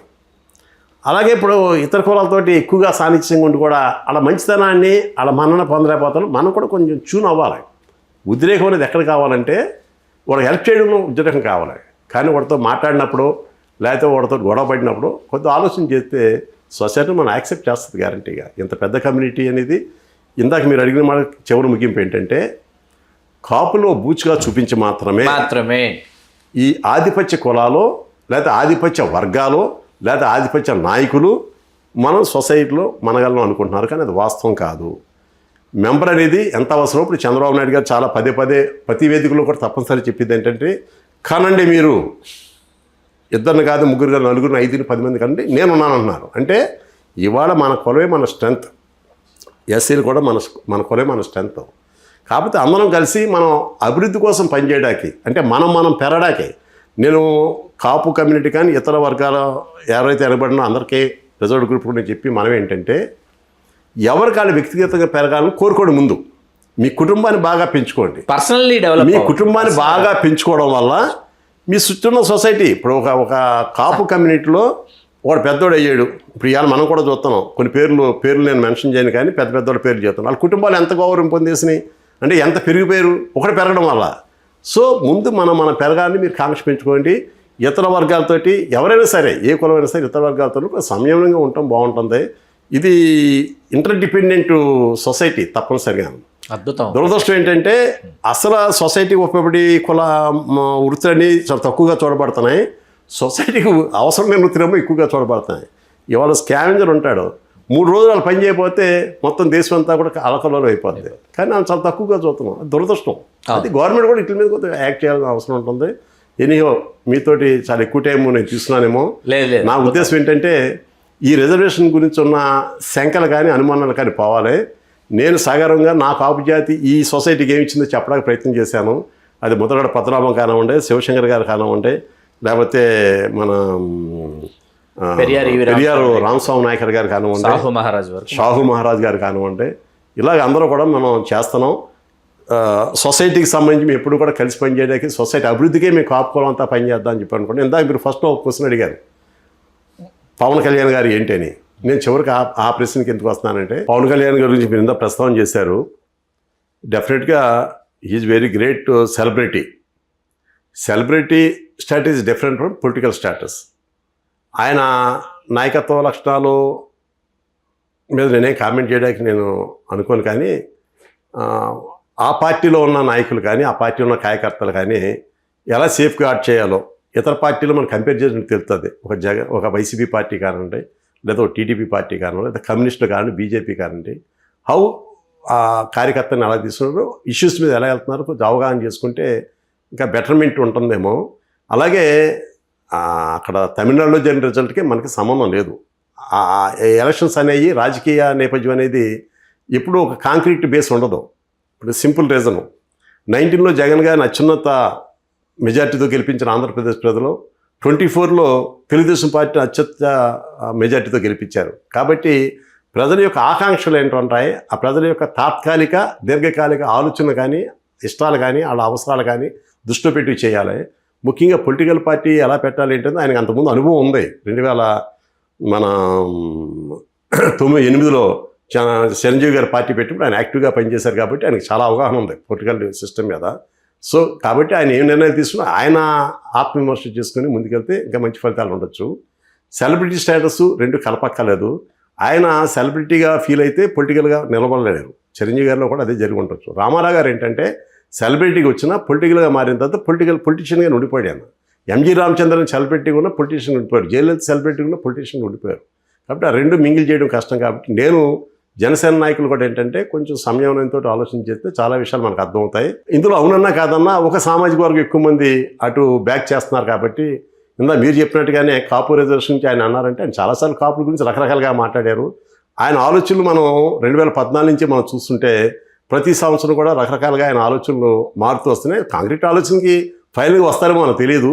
ప్రస్తుతం అయితే ఆయన ఆలోచన నిరంతరం మార్పు చెందుతూ వస్తున్నాయి. కాబట్టి ఆ ఫలితాలు ఎలా ఉంటాయని మనం చూస్తున్నాం కదా. కాకపోతే కమ్యూనిటీకి సంబంధించి నేను ఒక కాపు కమ్యూనిటీకి ఏంటంటే ఇవాళ ఈడబ్ల్యూఎస్ ఏదైతే ఉందో దాన్ని ఇంప్లిమెంట్ చేయడానికి వారు కూడా సహకారం చేయాల్సిన అవసరం ఉంది. ఎందుకంటే ఇవాళ ఆంధ్రప్రదేశ్ ప్రభుత్వం చాలా కులాలకు సంబంధించి వాళ్ళ నాయకులను గుర్తు చేసుకుని అనేక పేర్లు పెడుతూ అనేక రకాలుగా జిల్లాల పేర్లు పెడుతున్నారు, పథకాల పేర్లు పెడుతున్నారు. వాళ్ళకి సంబంధించి పొలిటికల్గా అనేక అవకాశాలు కల్పిస్తున్నారు. దేవస్థానాల్లో కానివ్వండి, స్థానిక సంస్థల్లో కానివ్వండి, లేకపోతే వ్యాపారాల్లో కానీ కల్పిస్తున్నారు. కాపులకు సంబంధించి ఏం చేయట్లేదు. ఆ దురదృష్టం మీ కూడా ఉన్నది. మా కోసం కొన్ని కాపుకు కూడా అడగట్లా. ఇవాళ 1 కోటి మంది జనాభా ఉన్న కాపు కులం అంటే 18% దాటి ఈ రాష్ట్రం ఉన్న కాపు కులం కులంగా చూడకండి. అదొక ప్రజా సమూహంగా చూడండి. అంటే 18% 20% ప్రజలకు మీరు సహకారం చేస్తాను ఎందుకు అనుకోరు? కాపులు కులంగా చూసి ఎందుకు దూరంగా పెడతారు? రియల్గా కాపుల్లో మీరు అన్నట్టు అందరూ కూడా బాగుపడిపోయి మీరు ఇవ్వకండి. అదే చెప్పండి. పోనీ కాపులు అన్ని రకాలుగా చాలా విస్తృతంగా పెరిగిపోయారు, వీళ్ళే ఈ రాష్ట్రాన్ని వెళ్తున్నారు. అంతకుముందు ఎవరు లక్ష్మి గారు ఎవరు చాలా చెప్పింది కాపుల గురించి. ఇవాళ వాస్తవ పరిస్థితులు ఆవిడ చెప్తే నేను సంతోషించేవాడిని. వాస్తవ పరిస్థితులు మాత్రం చెప్పరు. మీరు ఇప్పుడు ఇవాళ ఏం జరుగుతుందో చెప్పండి. గతంలో ముస్లిమ్స్ ఈ దేశాన్ని వేయలేరు. ఇవాళ ముస్లిం పరిస్థితి ఏంటి? 4% రిజర్వేషన్ ఎందుకు ఇచ్చారు? నిజాం స్టేట్ నిజాం అని ఆయన ప్రపంచ దేశాల్లో అత్యంత సంపన్నుడు. ఇవాళ ముస్లిమ్స్ అలా లేరని కదా మీరు రిజర్వేషన్స్ ఇచ్చారు వాళ్ళకి. అంటే మరి కాపులు గతంలో ఉన్నారు కాబట్టి కాపులు తోకలు కోసేస్తారు మీరు? అది కరెక్ట్ కాదు కదా. పవన్ కళ్యాణ్ గారిని సవినయంగా మనం చేసుకునేది ఏంటంటే this is the right time. మీరు మాట్లాడిన అనేక సార్లు మేము కూడా ఫాలో అవుతూ వస్తున్నాం. మీరు ఎక్కడో చోట క్లారిటీగా ఉండాల్సిన అవసరం ఉంది. పెద్దన్న పాత్ర నేను పోషించాను, 95% నేను ఓటు వేసాను అన్నప్పుడు నాకేంటి నా పరిస్థితి? పెద్దన్నకి ఏంటి ఇచ్చేది? పెద్దన్నకి కిరీటం పెట్టమంటలేదు. తిండి తింటాకో లేకపోతే అవకాశం నాకు అక్కలేదు. నేను సగర్వం చేస్తాను, నాకు అక్కలేదు. నా జాతిలో చాలామంది కూడా అక్కలేదు. కానీ 90% నా జాతి అట్టడుగులు ఉన్నారు. కులం గుర్తులేదు. ఇవాళ మీరు చూస్తే చెట్లు ఎక్కువడు కాపాడు, కొబ్బరికాయ ఉల్చుడు కాపాడు, వలేసివాడు కాపాడు, బట్టలు ఉతికోడు కాపాడు, మాంసం కొట్టివాడు కాపాడు, పొల్లెత్తివాడు కాపాడు. ఈ కులాలో ఏ వృత్తి లేనుడు ఏం చేస్తున్నాడు? ఎలక్ట్రీషియన్ కాపాడు, ప్లంబర్ కాపాడు, మ్యాషనరీ తాపి పనుడు కాపాడు, రోజుకెళ్ళి కూలోడు కాపాడు. ఇలా కాపాడలేకపోతే చాలా కూలోళ్ళు కూడా లేని పరిస్థితి. ఈ జాతికి సంబంధించి మీరు చేయగలిగింది ఏమైనా ఉంటే ఈడబ్ల్యూఎస్ ప్రత్యేకంగా ఎందుకు అడుగుతున్నామంటే ఇవాళ ఆంధ్ర మెడికల్ కాలేజీలో సీట్ రావాలంటే 200 ఎంసెట్లో ఇది కావాలి, మెరిట్ కావాలి. ఎంసెట్లో 200 ర్యాంక్ వస్తే కానీ ఆంధ్ర యూనివర్సిటీలో మెడికల్ సీట్ రాదు. మేము రిజర్వేషన్ ఎందుకు అడిగాము? ఈ అగ్రవర్ణాల్లో ఏదైతే అగ్రవర్ణం ఆ కులతో పోటీ పడలేక కదా మేము రిజర్వేషన్ అడిగింది.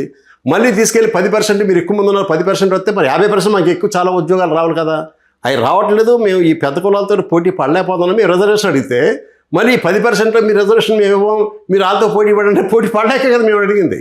కాబట్టి నేనేం కోరుతున్నానంటే ఇది కొత్తగా చేయాల్సింది ఏం లేదు. గౌరవ ముఖ్యమంత్రి గారు చంద్రబాబు నాయుడు గారు కాపురి యొక్క వాస్తవ పరిస్థితులు అర్థం చేసుకునే అని నేను నమ్ముతున్నాను. అప్పుడు జీవో ఇచ్చినప్పుడు కానీ యాక్ట్ చేసినప్పుడు నేను ఫాలో అయ్యాను ఉద్యమ నేత గారు. ఫాలో అయినప్పుడు నాకు అర్థమైంది ఏంటంటే ఆయన అసలు ఎమోషన్గానే చేసి పెట్టాడు.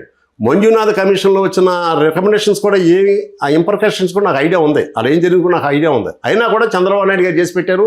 యాక్ట్ 14/19 పెట్టారు, జీవో 45 ఇచ్చారు. 3 జీవో 45 అప్లై చేసి ఏదైతే సెంట్రల్ గవర్నమెంట్ స్పెసిఫికేషన్స్ పెట్టిందో ఆ స్పెసిఫికేషన్ ప్రకారం దాన్ని అమలు చేయండి. జగన్మోహన్ రెడ్డి గారు వస్తుందో దాన్ని చాలా ఉదారంగా చేశాడు. ఎంత ఆస్తున్నా కూడా ప్రతి ఆస్తిపడి కూడా ఈడబ్ల్యూఎస్కి అర్హుడైన పరిస్థితి అలా అక్కర్లేదు. మాకు నిజంగా అవసరమైన అర్హుడైన కాపులకు సంబంధించి ఆ జీవోని ఇవ్వండి. అది ఇచ్చేటప్పుడు మాత్రం కోస్తా కాపు అంటే లేకపోతే రాయలసీమ జిల్లాలో ఉన్న కాపు మినహాయించి బలిజాని పెట్టాల్సిన అవసరం. ఎందుకంటే రాయలసీమలో రెడ్లు కూడా కాపులుగా ఉంటారు కాబట్టి అది ఎక్స్క్లూడ్ చేసి గౌరవ చంద్రబాబు నాయుడు గారిని ముఖ్యమంత్రి గారిని అలాగే గౌరవ పవన్ కళ్యాణ్ గారిని ఉప ముఖ్యమంత్రి గారిని ఈ వేదిక ద్వారా నేను కోరుకునేది ఏంటంటే ఈడబ్ల్యూఎస్ని తక్షణం అమలు చేయడానికి మీరు చర్యలు తీసుకోండి. అలాగే కాపుల్లో చాలామంది ప్రముఖులు ఉన్నారు, ఇంత కొన్ని పేర్లు చెప్పాను. అలాగే మన వంగవీటి రంగా గారు ఉన్నారు. వారు వచ్చేటప్పటికి ఒక రైట్ కాజ్ కోసం నిరాహార దీక్ష ఉంది అని చెప్పేసి అంతకన్నా మనిషికి సెల్ఫ్ ఇమోలేషన్ ఏముంటుంది, ఆత్మత్యాగం ఏముంటుంది? ఆయన కూడా మీకు గుర్తించే పరిస్థితి లేదు. ఆయన వేరే రకంగా ముద్రేయడానికి చూస్తారు. కనిగంటి హనుమంతు ఈ భారత ప్రభుత్వంలో మొట్టమొదటిసారి బ్రిటిష్ తోటాలకి బలైన మొదటి వ్యక్తి ఆయనే. అంటే అల్లూరి సీతారామరాజు గారి కన్నా 2 సంవత్సరాల ముందు ఆయన సీతారామరాజు గారు ఎటువంటి ఉద్యమం చేశాడు, అటువంటి ఉద్యమే పునరుద్యమం చేశాడు. సహాయ నిరాకరణ ఉద్యమంలో యాక్టివ్గా పాల్గొన్నాడు. ఇదంతా చేసిన కారణంగా ఏదైతే రూదర్ఫర్డ్ సీతారామరాజుని చంపాడో అదే రూదర్ఫర్డ్ ఈయన కూడా చంపాడు. మరి ఆయనకి ఇచ్చిన గౌరవంలో కనీసం 1/10 గౌరవైనా మాకు ఇవ్వమని మీరు పవన్ కళ్యాణ్ గారు మీరు చాలా మంది పేర్లు చెప్తున్నారు కదా, చాలా పథకాలు పెట్టిస్తున్నారు కదా, కనిగంటి హనుమంతు మీ కంటికి కనిపించదా? ఆయన స్వాతంత్ర పోరాటం ఎదురుగా మీరు అనుకోవద్దా? పల్నాడు జిల్లాకి ఆయన పేరు కూడా పెట్టలేదు. ఆయన మరి ఇంకంతకన్నా ఏంటి? ఇప్పుడు ఆ పల్నాడు జిల్లాలో పేరు కాదు, మన కన్నా లక్ష్మీ అడిగితే నేను నా శక్తి వరకు ఒక విగ్రహం పెట్టించగలిగాను, ఒక డాక్యుమెంట్ ఇచ్చాను, అదే ఆయనకి ఇచ్చిన ఇవాళ. ఒక మినిస్టర్ గారుగా ఆయనకున్న శక్తి అది ఆయన చేయగలిగాడు.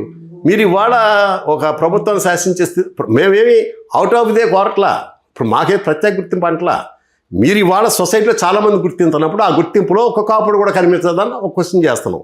అలాగే ఇంతమందికి సంబంధించి అనేక పథకాలు ఇస్తున్నప్పుడు ఏ కుల వృత్తి లేకుండా 18 to 20% జనాభా ఉన్న మనుషుల్ని ఒక కులంగా చూడకండి, ఆంధ్రప్రదేశ్ ప్రజలుగా చూడండి. అప్పుడే మీ మనసు కలుగుద్దేమో. ముఖ్యమంత్రి ఇది ఆలోచన చేయమని చెప్పేసి సవినయంగా మనవి చేసుకుంటూ సెలవు తీసుకుంటాం. అద్భుతం ప్రకాష్ గారు, చాలా సంతోషం. చాలా విలువైనటువంటి అమూల్యమైనటువంటి అసలు వెలకట్టలేనటువంటి విషయాలు ఈ జాతికి మీరు తెలియజేశారు, జాగృతపరిచారు. అవి ఆరేటి ప్రకాష్ గారు మన తెలుగు రాజ్యం ద్వారా ఈ జాతికి తెలియజేసినటువంటి విలువైనటువంటి కఠోరమైనటువంటి వాస్తవాలు. అట్లాగే ప్రభుత్వానికి కూడా వారు విజ్ఞప్తి చేశారు. ఆ విజ్ఞప్తి పాలకులు అర్థం చేసుకుని ఆలోచించి అమలు చేస్తారని ఆశిస్తూ మీ చిల్లగట్టు శ్రీకాంత్ కుమార్.